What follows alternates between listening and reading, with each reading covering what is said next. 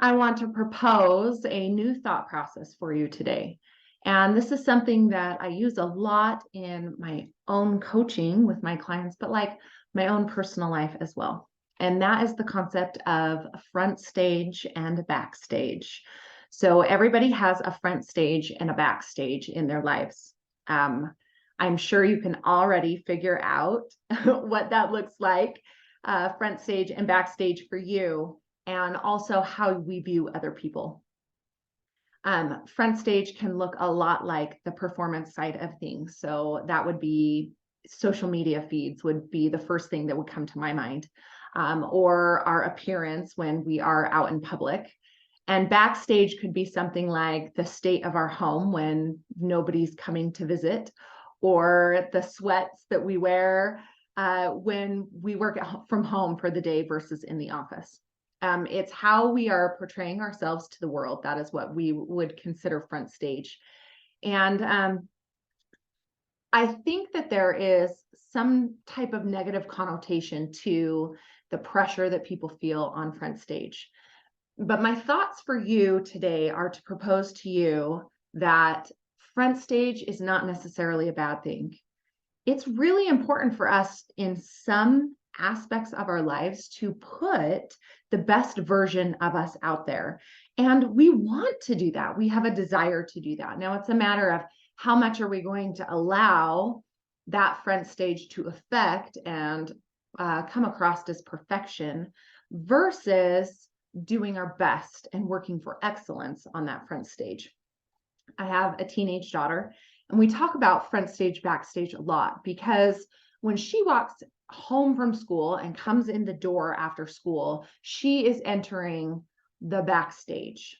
Versus when I grew up, I felt like when I came home, I actually had to enter the front stage, that I had to perform for my parents in order to seek their approval. So I have tried to change parenting, and since I was a kid, the parenting science has changed a whole bunch, where we now know that creating a safe environment in the home to have backstage moments is way more important than expecting front stage performance in our home. So when my kids get home, especially my teenage daughter who's in middle school, if she is having a rough day with her friends, she does not have to come home and act like her day was perfect for me. In fact, we allow our kids to have venting sessions, to have a little bit of complaining with us, to create that safe environment that they can allow to have a diffusion of the emotions that they've had on front stage. Like they have to show up for their peers. They have desires to come across so that they reach popular social groups and they do well in school, and they're not taken to the principal's office, right? So it's not necessarily that it's a bad thing that we want to have front stage moments, but it's a matter of how many times we are pushing for that front stage and in what areas that we need to. When I am coaching my clients, I show up kind of like in my everyday form like this. I've got no makeup on my face. I've got a little bit of leftover mascara. My hair's still pulled back from being sweaty at the gym this morning. I've got, just my Adagio Fit training t-shirt on. And I want my clients to know that they don't have to show up in front stage with me, because coaching is not a front stage thing. Coaching is a backstage thing. So I can remember a time when my house had to be perfect all the time. In fact, when my girls got out a tote of toys, they had to put that tote of toys away before they got out the other tote to play with the other toys. And I had to work on this with my therapist. This was something that was not a strength for me. I wanted, and I told you a little bit, I kind of grew up with front stage at home all the time. And I was taught by my therapist that I needed to give myself permission to have backstage moments.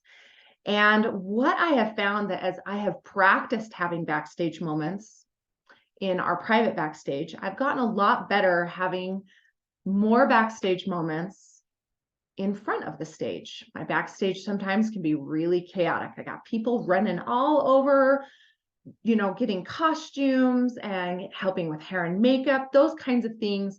People here at home helping the systems at home running good. I have employees helping with my website, things like that. Like, you don't see everything that happens backstage in order for me to show up front stage. And but there's a lot that goes into backstage work in order for those front stage moments to happen.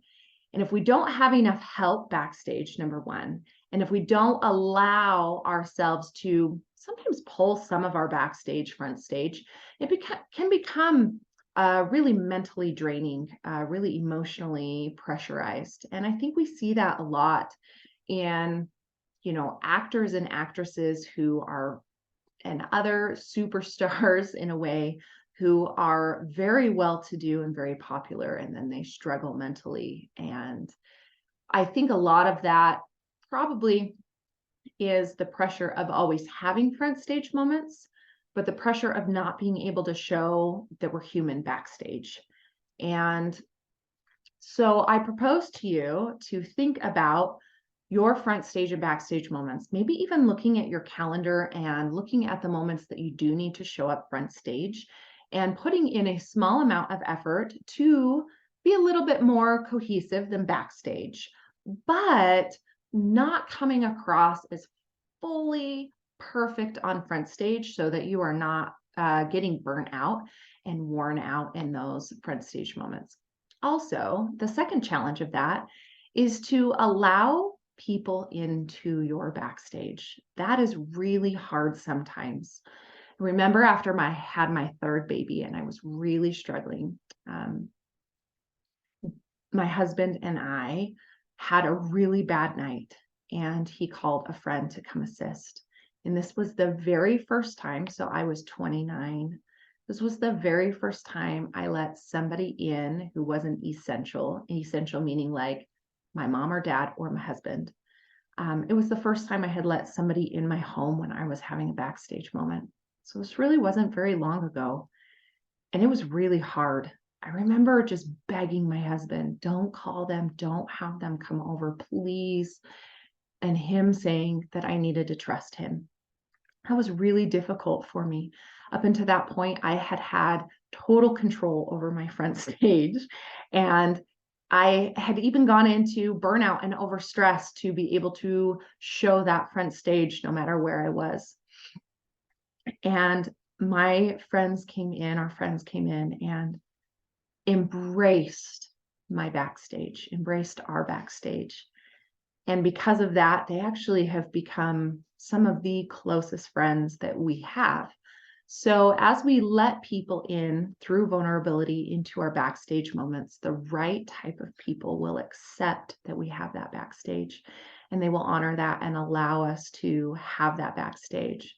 So at the same time, before I finish up, at the same time, I want to propose to you to allow the people in your life to have backstage moments. And sometimes that can be really hard because their front stage moments allow you to have better front stage moments. But they do have backstage moments. So that is my little coaching tidbit for you today to consider, where you can show up as front stage and not get burnt out by showing up front stage all the time. Oh, I just thought of another example about that. I'll share with you in a second.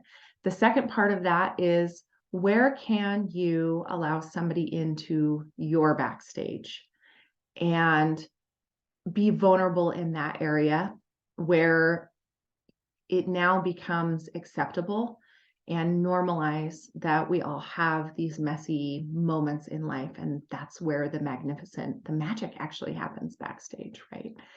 And that the third thing is to allow somebody else to have their backstage and to be unconditionally loving towards them as they have that backstage moment.